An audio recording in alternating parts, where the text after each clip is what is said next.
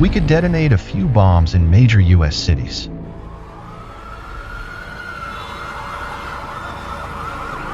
We could stage a hijacking.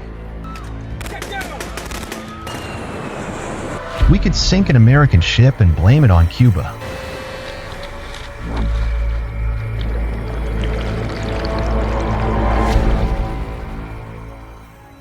This is not some wild conspiracy theory.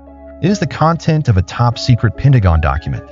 Operation Northwoods, a plan designed to manipulate public opinion, spread fear, and create a pretext for war. If approved, it could have changed history forever. But why was the plan rejected? And how many similar truths are still being hidden? In the 1960s, the world was on the brink of a brutal confrontation between two superpowers. To Washington, Cuba was no longer just a small Caribbean island. It had become a dangerous Soviet outpost right at America's doorstep. Just a few years earlier, American corporations controlled most of Cuba's economy, from vast sugar plantations and luxurious hotels to mafia-run casinos. But then, a man with a cigar in hand changed everything. Fidel Castro rose to power in 1959, sweeping away American interests with aggressive nationalization policies, driving U.S. businesses out of Cuba. But what truly terrified Washington was not just the loss of billions of dollars in profits. It was the larger threat. The Soviet Union had planted an ally just 90 miles off the coast of Florida. If Cuba succeeded, the domino effect could spread, pulling multiple Latin American nations into the communist orbit.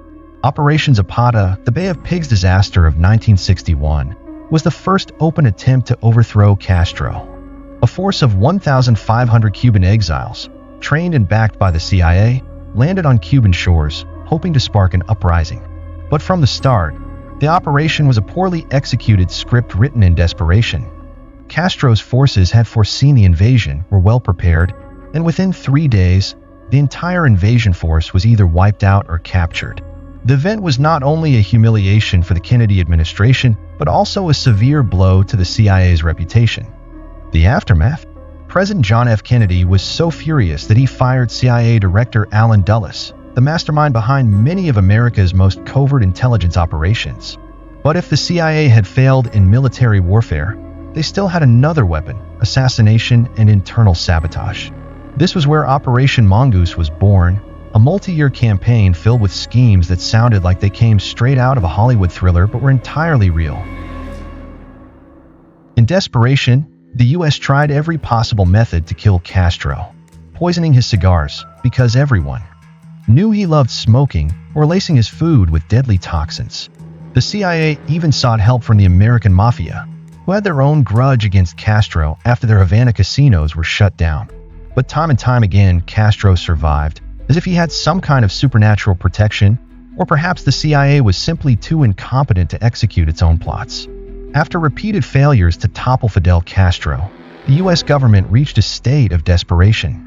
If they couldn't remove Cuba through military intervention or assassination, they needed a perfect excuse to justify an invasion.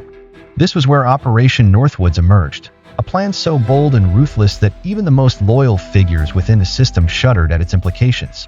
On March 13, 1962, a top-secret document landed on the desk of Secretary of Defense Robert McNamara.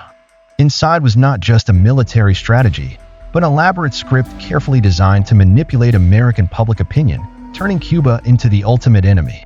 The architects of this plan, the U.S. Joint Chiefs of Staff, proposed a series of fabricated attacks on U.S. soil, all designed to provoke public outrage and force the country into war. They wanted to stage riots within the Guantanamo Bay military base, using U.S. agents disguised as Cuban operatives to incite conflict and spread fake rumors through radio broadcasts to instill panic. But that was just the beginning. They proposed conducting terrorist attacks on American soil, bombing Miami, Washington, D.C., and other major cities, as well as staging assassinations of Cuban refugees to stir public hatred. If that wasn't enough to push the U.S. into war, they would sink an American ship off the Cuban coast, recreating the very same scenario used to justify the Spanish-American War in 1898. The document even outlined another shocking alternative: staging the downing of a civilian airliner by using a drone painted to look like a commercial plane, detonating it over Cuban waters, and blaming Castro's government. Another proposal was even bolder: faking a Cuban hijacking of an aircraft to force the world to condemn Havana and grant the U.S. a legitimate reason to launch a war. But the plan didn't stop there. If necessary, they were willing to escalate the operation further, using U.S. military aircraft repainted to resemble Cuban planes to attack neighboring countries like the Dominican Republic or Nicaragua, spreading chaos in the region and creating a geopolitical landscape where American intervention would face no opposition from its allies. The ultimate goal of Operation Northwoods was nothing short of deceiving the entire American public, manipulating collective perception to make Cuba appear as an imminent threat, thereby justifying an invasion. The most terrifying aspect of this plan was not just its audacity, but the fact that it was seriously drafted by the highest-ranking military officials of the United States. Had this plan been approved by the president, history could have taken an entirely different course. But a more pressing question remains. If Operation Northwoods was once proposed, how many other plans were actually carried out without public knowledge? How many wars have been started based on unexpected events that were later exposed as perfectly orchestrated deceptions? Was this the only time the U.S. government was willing to manipulate reality to serve political interests? And if Kennedy hadn't blocked this plan, who could guarantee that a similar operation wouldn't happen in the future?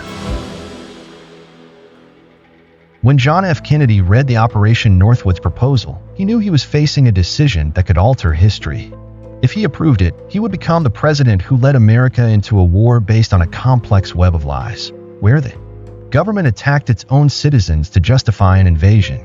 But if he rejected it, he would find himself up against the most powerful hidden forces within his own government, especially the military and intelligence agencies, who were growing increasingly frustrated with their failures to topple Fidel Castro. Kennedy chose the more dangerous path. He said no. However, this decision did not come without consequences. It deepened the rift between the president and the Joint Chiefs of Staff, particularly General Lyman Lemnitzer, who had vigorously pushed for the plan. Not only did Kennedy refuse to approve Operation Northwoods, but he also denied Lemnitzer's term extension, effectively stripping one of the most powerful military figures of his authority. This was not just a managerial decision. It was a silent declaration of war against the military establishment. But Operation Northwoods was just the tip of the iceberg. If such a horrific plan had been seriously considered, how many similar operations had actually been carried out without the public's knowledge? And this is where conspiracy theories begin. Some believe that the 9/11 attacks were nothing more than a modern version of Operation Northwoods, a staged, or at least permitted attack to justify wars in the Middle East. And let's not forget the sinking of the USS Maine in 1898, which was suspected to be a self-inflicted act of sabotage, used as a pretext to declare war on Spain and seize Cuba. The question remains, was Operation Northwoods the only time a government was willing to manipulate public perception to justify war, or was it merely part of a well-worn pattern? Other declassified documents suggest that false flag operations are not rare in global political history. NATO's Operation Gladio in Europe is another example, a series of covert attacks and assassinations carried out in secrecy to manipulate public opinion and consolidate power. How many of history's most shocking events, which we have been led to believe were enemy attacks, were actually carefully orchestrated performances? Operation Northwoods was never executed, but the mere fact that it was drafted is enough to shake public trust in the government. It exposes a terrifying reality. Those in power are not afraid to manipulate reality, fabricating crises to achieve political goals. And when a president dares to challenge that system, he faces serious consequences.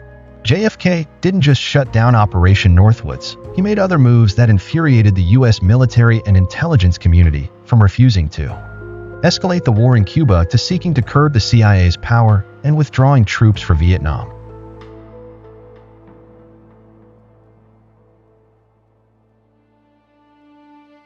And then, just over a year after rejecting Operation Northwoods, Kennedy was assassinated in Dallas.